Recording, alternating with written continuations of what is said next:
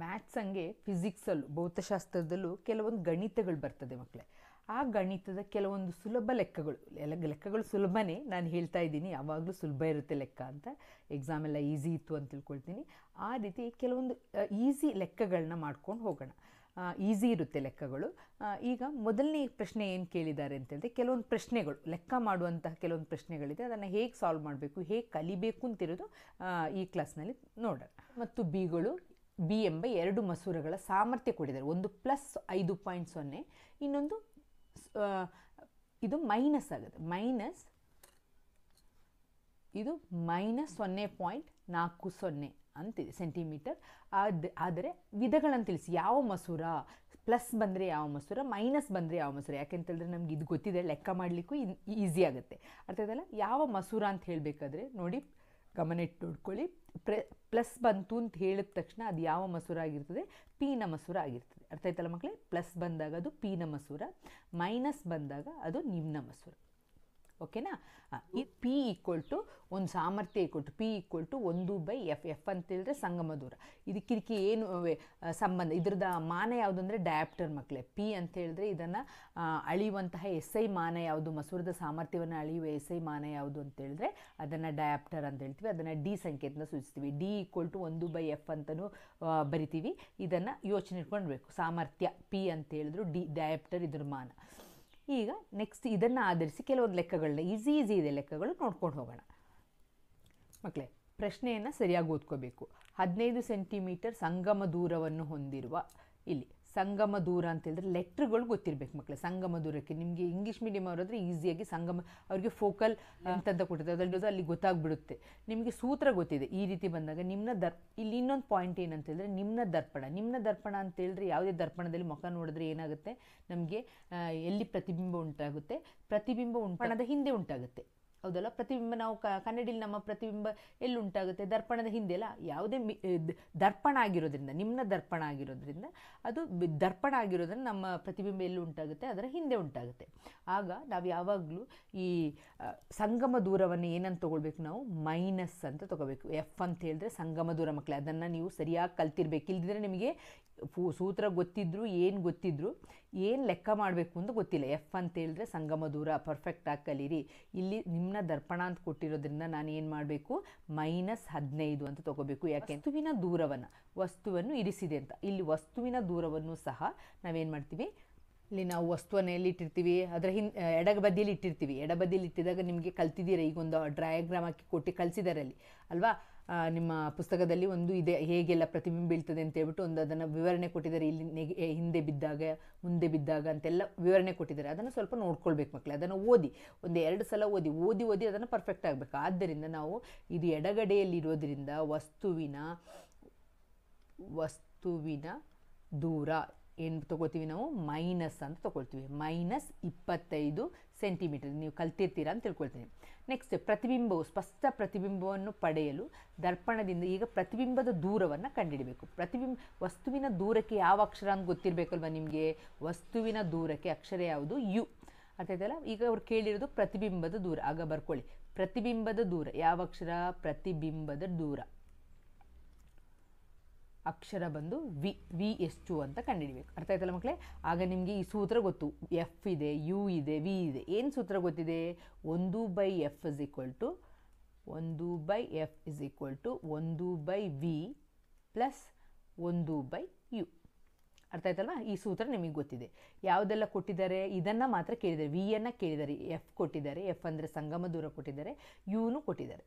ಈಗ ನಾನು 1/v ಇಲ್ಲಿ ಇಟ್ಕೊಳ್ತೀನಿ. 1/f ಮೈನಸ್ ಇದನ್ನು ಈಚೆ ತನ್ನಿ. ಆಗ 1/-u =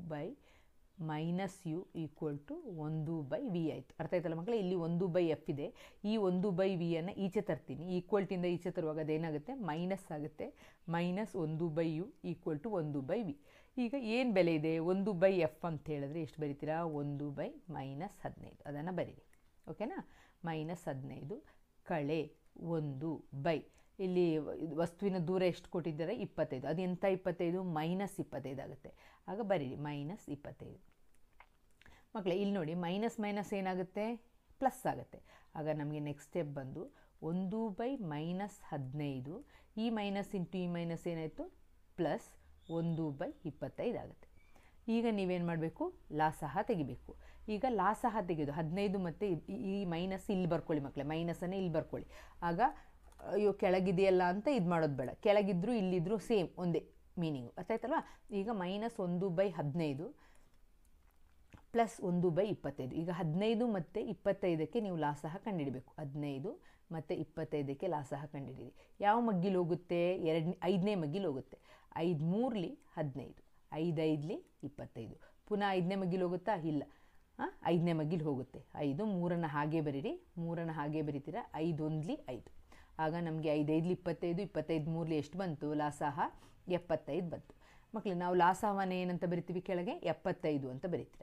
ಇದನ್ನು ಸುಲಭ ರೂಪಕ್ಕೆ ತರೋದು ಗೊತ್ತಿದೆಯಲ್ವಾ? 15 ಎಷ್ಟಲಿ? ಇದನ್ನು 75. ಲಾಸಹವನ್ನು ನಾನು ಎಲ್ಲಿ ಬರಿತೀನಿ? ಕೆಳಗೆ ಬರಿತೀನಿ. 15 ಎಷ್ಟಲಿ 75? 15 5ಲಿ 75. ಅರ್ಥ ಆಯ್ತಲ್ವಾ? ಇದನ್ನು ಹೀಗೆ ಬೇಕಾದರೂ ಮಾಡಿ, ಇಂಟು ಮಾಡಿ 1/15 ಅಂತ ಮಾಡಿಕೊಂಡು 15 1ಲಿ 15, 15 5ಲಿ 75. 5 1ಲಿ ಎಷ್ಟು ಬರ್ತದೆ? -5. ಯಾಕೆ -5? ಇಲ್ಲಿ ಮೈನಸ್ ಇರೋದಿದೆಯಲ್ಲ, ಅದಕ್ಕೆ -5 ಅಂತ ಬರ್ತದೆ. ಗೊತ್ತಾಯ್ತಲ್ಲ? 5 1ಲಿ 5. ಈಗ ಪ್ಲಸ್, ಇದನ್ನು ಪ್ಲಸ್ ಅಂತ ಬರಿತೀನಿ. ಈಗ 1/25 ಇಂಟು ಏನು ಲಾಸಹ ಬಂದಿದೆ? 75. ಇದು ಸಣ್ಣ ಕ್ಲಾಸಲ್ಲಿ ಕಲ್ತಿದ್ದೀರಾ, ನೀವು ಡೈರೆಕ್ಟ್ ಮಾಡ್ಬೋದು, ಆದರೂ ನಾನು ಇದನ್ನು ಮಾಡ್ತಾಯಿದ್ದೀನಿ. 25 1ಲಿ 25 3ಲಿ ಎಷ್ಟು ಬಂತು? 3 ಬಂತು. ಅದನ್ನು ಇಲ್ಲಿ ಬರಿತೀನಿ. ಈಗ ನೋಡಿ ಮಕ್ಕಳೇ, ಇದು -5/5, ಇದು +3. ಆಗ ಏನು ಮಾಡಬೇಕು? ಒಂದು ಪ್ಲಸ್ ಒಂದು ಮೈನಸ್ ಚಿಹ್ನೆ ಇದ್ದರೆ ಕಳಿಬೇಕು. 5ರಿಂದ 3 ಹೋದರೆ ಎಷ್ಟು? 2. ಎಂಥ 2? -2. ಯಾಕೆ -2? ಇದೆರಡರಲ್ಲಿ ದೊಡ್ಡದು 5, 5ರ ಹಿಂದೆ ಮೈನಸ್ ಚಿಹ್ನೆ ಇದೆ, ಅದಕ್ಕೆ -2/75. ಅರ್ಥ ಆಯ್ತಲ್ಲ ಮಕ್ಕಳೇ? -75 ಆಗುತ್ತೆ. ಈಗ ಇದನ್ನು 1/v ಅಂತ ಹೇಳಿದ್ರೆ ಇಷ್ಟು ಬಂತು. ನಮಗೇನು ಕಂಡುಹಿಡಬೇಕು? ನಮಗೆ ಪ್ರತಿಬಿಂಬದ ದೂರ ವಿಯನ್ನು ಕಂಡುಹಿಡಬೇಕು. ವಿಯನ್ನು ಕಂಡುಹಿಡಬೇಕಾದ್ರೆ ಏನು ಮಾಡಬೇಕು ನೀವು? 1/v, ಯು ಅಂದರೆ ವಸ್ತುವಿನ ದೂರ, 1/v = -2/25. ಆಗ ನೆಕ್ಸ್ಟ್ ವಿ ಅಂತ ಹೇಳಿದ್ರೆ ವಿಲೋಮ ತೊಗೊಳ್ತೀವಿ. ವಿ ಅಂತ ಹೇಳಿದ್ರೆ 75/2. ಮೈನಸ್ ಬಿಟ್ಟು ಹೋಗ್ಬಿಡ್ದು, ಮೈನಸನ್ನು ಇಲ್ಲೇ ಬರ್ಕೊಳ್ಬೇಕು. ಈಗ 75ನ್ನು ಬಾಗಿಸಿ. ಎಷ್ಟರಿಂದ ಬಾಗಿಸ್ತೀರಾ? 2ರಿಂದ ಬಾಗಿಸ್ತೀರಾ. 2. 2ನೇ ಮಗಿ ಗೊತ್ತಲ್ವಾ? 2 1ಲಿ 2 3ಲಿ 6, 2 4ಲಿ 8 ಜಾಸ್ತಿ ಆಯಿತು. ಆಗ 2 3ಲಿ 6 ಅಂತ ಬರೀತೀರಾ. 7ರಿಂದ 6 ಕಳೆದ್ರೆ 1. ಇದನ್ನೇನು ಮಾಡಬೇಕು? ಈಗ ನೆಕ್ಸ್ಟ್ ಸ್ಟೆಪ್ 5ನ್ನು ಇಳಿಸ್ಕೋಬೇಕು 2ನೇ ಮಗ್ಗಿಯಲ್ಲಿ. 2 7ಲಿ 14, 2 8ಲಿ 16 ಜಾಸ್ತಿ ಆಯಿತು. ಆಗ 2 7ಲಿ 14. 15ರಿಂದ 14 ಹೋದರೆ 1. ಈಗ ಏನು ಮಾಡ್ತೀರಾ? ಇಲ್ಲೊಂದು ಬಿಂದು ಹಾಕಿ ಇದು 0 ತೊಗೊಳ್ತೀರಾ. ಎಷ್ಟು ಬಂತು? 2 5ಲಿ 10 ಬಂತು. ಆಗ ನಮಗೆ ಎಷ್ಟು ಆನ್ಸರ್ ಬರ್ತದೆ ಮಕ್ಕಳಿದು?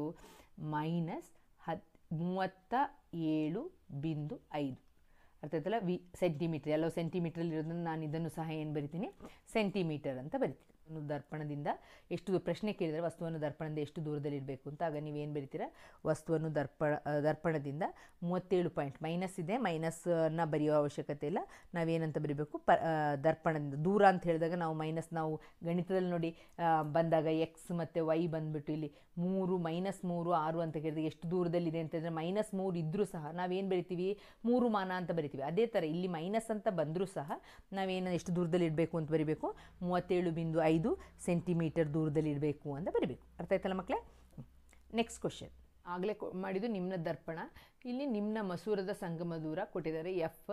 ಆಗ ನಾವು ಪ್ರಶ್ನೆಯಲ್ಲಿ ಎಫ್ ಏನು ಕೊಟ್ಟಿದ್ದಾರೆ ಅಂತ ಬರ್ಕೋಬೇಕು. ಸಂಗಮ ದೂರ ಅಂದರೆ ಎಫ್. ಈಗ ನಾನು ಡೈರೆಕ್ಟ್ ಎಫ್ ಅಂತ ಮಾತ್ರ ಬರಿತೀನಿ, ನಿಮ್ಗೆ ಅರ್ಥ ಆಗಿದೆ ಅಂತ ತಿಳ್ಕೊಳ್ತೀನಿ. ಸಂಗಮ ದೂರ ಅಂತ ಹೇಳಿದ್ರೆ ಎಫ್ ಅಂತ. ಎಫ್ ಎಷ್ಟು ಬರಿಬೇಕು? -15 ಸೆಂಟಿಮೀಟರ್ ಅಂತ ಬರಿಬೇಕು. ನಿಮ್ನ ಅಲ್ವಾ ಮುಂದೆ ಇಟ್ಟಿರ್ತೀವಿ ಸಂಗಮ ದೂರ. ಪ್ರತಿಬಿಂಬದ ದೂರ ಅಂತ ಹೇಳಿದ್ರೆ ಇಲ್ಲಿ ಕೊಟ್ಟಿರೋದು 10 ಸೆಂಟಿಮೀಟರ್ ಅಲ್ವಾ. ಆಗ ವಿ = ನಾನು ಬರಿತಾ ಇಲ್ಲ, ಪ್ರತಿಬಿಂಬದ ದೂರ ವಿ ಅಂತ ಹೇಳಿದ್ರೆ ಪ್ರತಿಬಿಂಬದ ದೂರ. ಅಲ್ಲಿ ಅದರ ಪ್ರಶ್ನೆಯಲ್ಲಿ ಪ್ರತಿಬಿಂಬದ ದೂರವನ್ನು ಕಂಡುಹಿಡಲಿಕ್ಕೆ ಕೇಳಿದರು. ಇಲ್ಲಿ ಪ್ರತಿಬಿಂಬದ ದೂರ ಕೊಟ್ಟಿದ್ದಾರೆ, ಅದನ್ನು ನಾನು -10 ಸೆಂಟಿಮೀಟರ್ ಅಂತ ತಗೊಳ್ತೀನಿ. ವಸ್ತುವಿನ ಮಸೂರದಿಂದ ವಸ್ತುವಿನ ದೂರ ಕೇಳಿದರೆ ವಸ್ತುವಿನ ದೂರಕ್ಕೆ ಯಾವ ಅಕ್ಷರ? ಯು ಎಷ್ಟು ಅಂತ ಕಂಡುಹಿಡಬೇಕು. ನಿಮಗೆ ಇಲ್ಲಿ ಬರುವಾಗ, ನಿಮ್ನ ಮಸೂರಕ್ಕೆ ಬರುವಾಗ ಸೂತ್ರವನ್ನು ಈ ರೀತಿ ಬರ್ಕೊಳ್ಳಿ ಮಕ್ಕಳೇ. 1/f = 1/v - 1/u ಅಂತ ಇದೆ ಅಲ್ವಾ? ನಿಮ್ಮ ಟೆಕ್ಸ್ಟ್ ಬುಕ್ಕಲ್ಲಿ ಫಾರ್ಮುಲಾ ಹೀಗಿದೆ. ಈಗ 1/f ಅಂತ ಹೇಳಿದ್ರೆ ನಿಮಗೆ -1/15 ಆಗುತ್ತೆ. ಇದನ್ನು ನಮಗೆ ಕೇಳಿರೋದು ಯು ಕಂಡುಹಿಡಲಿಕ್ಕೆ. ಆಗ ನಾವು ಇದನ್ನು ಈಚೆ ತರೋಣ. ಆಗ ಏನಾಗುತ್ತೆ? -1/u ಅನ್ನು ಈಚೆ ತಂದು ಆಗ ಸ್ವಲ್ಪ ಫಾರ್ಮುಲಾವನ್ನೇ ನಾವು ಆಚೆ ಈಚೆ ಮಾಡ್ಕೊಳ್ಳೋಣ. ಏನು ಮಾಡ್ಕೊಳ್ಳೋಣ, 1/u ಅನ್ನು ತರಲಿಕ್ಕೆ ಹೇಳಿದರೆ, ಸೊ 1/u ಅನ್ನು ಈಚೆ ತಂದರೆ 1/u equal to 1/v minus 1/f ಅಂತ ತೊಗೋಬೋದು, ಆಚೆ ಈಚೆ ಮಾಡಿ. ಓಕೆ, ಇದನ್ನು ಈಚೆಗೆ ತರ್ತಾ ಇದ್ದೀನಿ, ಇದನ್ನು ಈಚೆಗೆ ತರ್ತಾ ಮೈನಸನ್ನು ತೆಗಿಲಿಕ್ಕೋಸ್ಕರ. ಇಲ್ಲಿ ಈ ಮೈನಸನ್ನು ಈಚೆ ಈಕ್ವಲ್ಟಿಂದ ಈಚೆ ಬಂದಾಗ ಏನಾಗುತ್ತೆ, ಪ್ಲಸ್ ಆಗುತ್ತೆ. ಆಗ ಇದು 1/v, ಈ 1/fನ ಆಚೆ ತೊಗೊಂಡಾಗ ಮೈನಸ್ ಆಗುತ್ತೆ. ಓಕೆ, 1/u ಅನ್ನು ಕಂಡುಹಿಡಿಯಲಿಕ್ಕೆ ಹೇಳಿದರೆ v ಅಂತ ಹೇಳಿದರೆ ನಾವು 1/-10 ಮೈನಸ್ 1/f ಅಂತ ಹೇಳಿದ್ರೆ -15. ಎರಡು ಕಡೆ ಮೈನಸ್ ಇದೆ, ಇಲ್ಲೊಂದು ಮೈನಸ್ ಇದೆ, ಇಲ್ಲೊಂದು ಮೈನಸ್ ಇದೆ, ಏನಾಗುತ್ತೆ, ಪ್ಲಸ್ ಆಗುತ್ತೆ.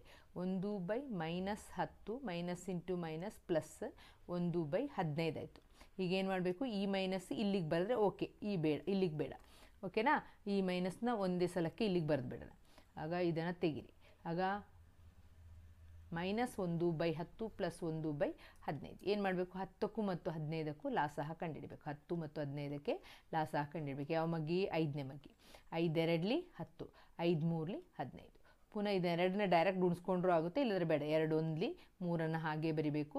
ಈಗ 3ರಿಂದ ಭಾಗಿಸ್ಬೇಕು, 1 1 ಬರೋ ತನಕ ಭಾಗಿಸ್ಬೇಕು ಅಂತ ನಿಮಗೆ ಸಣ್ಣ ಕ್ಲಾಸಲ್ಲೇ ಕಲಿಸಿದರೆ ಹಾಗೆ ಮಾಡಿ. ಈಗ ಲಾಸಹ ಬಂದು 5 2 10, 10 3 ಎಷ್ಟಾಗುತ್ತೆ, 30 ಆಗುತ್ತೆ. ಈಗ ಲಾಸಹವನ್ನು ಎಲ್ಲಿ ಬರಿತೀರ ನೀವು, ಕೆಳಗೆ ಬರಿತೀರ, 30 ಅಂತ ಬರಿತೀರ. ಈಗ ಡೈರೆಕ್ಟ್ ಮಾಡೋದಾದರೆ ಇಂಟು 1/10 ಅಂತ ಬರೀತೀರಿ. 10 1 10 3 ಆಗ 3 1 ಎಷ್ಟಾಗುತ್ತೆ, ಇಲ್ಲಿ ಮೈನಸ್ ಇರೋದ್ರಿಂದ -3 ಆಗುತ್ತೆ. Plus 15, 1/15 into 30. 15 ಎಷ್ಟಲಿ 30, 15 2 30 ಅಲ್ವಾ. 2 1 ಎಷ್ಟಾಗುತ್ತೆ, 2 ಆಗುತ್ತೆ. ಆಗ ನಿಮಗೆ ಎಷ್ಟು ಆನ್ಸರ್ ಬಂತು, 3ರಿಂದ 2 ಕಳೆದ್ರೆ ನಮಗೆ -1/30 ಬರ್ತದೆ ಅಲ್ವಾ.